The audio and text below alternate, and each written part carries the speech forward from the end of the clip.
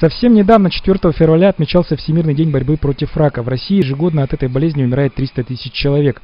Проблема онкологических заболеваний стоит острая и в нашей республике. В этой связи мы побывали в Якутском республиканском онкологическом диспансере. По статистике, с этим диагнозом в республике насчитывается около 10 тысяч человек. В Якутске это порядка 4 тысяч больных. Мы выявляем около 4 тысяч, состоит на учете 4 тысячи больных, и ежегодно выявляем около 700 новых случаев.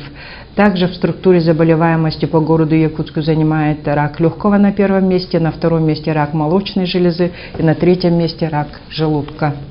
Острой проблемой в профилактике и ранней диагностике онкологических заболеваний стоит нехватка кадров. Недавно были подписаны соглашения о подготовке специалистов в Московском центре Блохина. По всей республике у нас всего 7 онкологов по районам работают, а в городе Якутске работают всего 2 онколога, а в поликлиниках работают совместители, онкологи-совместители. То есть каждая поликлиника, она должна иметь у себя обязательно своего онколога.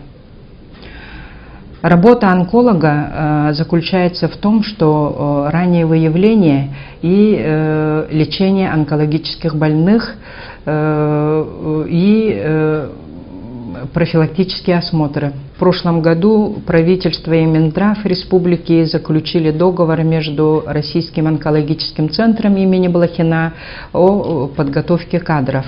Согласно, в рамках этого договора у нас около 10 специалистов обучаются, и они должны на следующий год уже приехать и начинать свою работу. Но на всю республику есть только один онкологический диспансер на 120 мест, причем нынешнее здание, бывшее общежитие, не приспособлено для полноценной работы и помощи больным. И строительство нового здания, речь о котором идет уже на протяжении многих лет, как никогда актуально.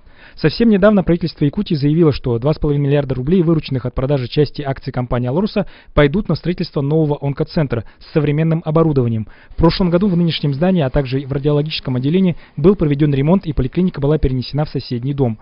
Феодосия Гавриловна, как врач-специалист-онколог, работающий в этой сфере уже на протяжении многих лет, подчеркивает необходимость в новом здании. Но, к сожалению, пока эта перспектива, по ее мнению, достаточно отдаленная. Нет возможности, чтобы в одночасье построить такой шикарный, современный, высокотехнологический центр. Поэтому, конечно, для этого нужно время. Я думаю, наверное, 4-5 лет. За это время, вот в прошлом году, чтобы решить эту проблему, нам выделили отдельно площади для поликлиники.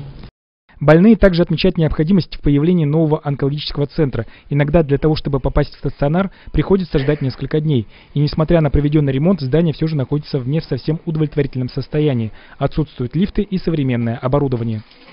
Люди физически не справляются. Им не хватает оборудования, им не хватает, как сказать, технических вот этих каких-то приспособлений. Люди, хирурги, после операции на руках переносят людей из операционного блока в реанимацию. Разве это допустимо? Потому что я считаю, что нам нужны более комфортные условия для того, чтобы элементарно перевести человека из операционной в реанимацию. Чтобы было место, куда поставить каталку. Здесь этого нет.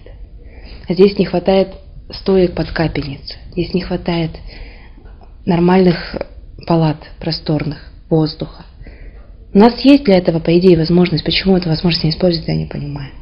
Ольга Смоля, хотя и высоко оценивает работу о ней персонала, но также подчеркивает, что новое здание необходимо.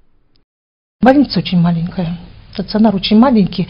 Конечно, надо строить, сейчас, так как больных очень много, онкологии народу, не позволяет стационар всех больных принять и вовремя, значит, начать это лечение.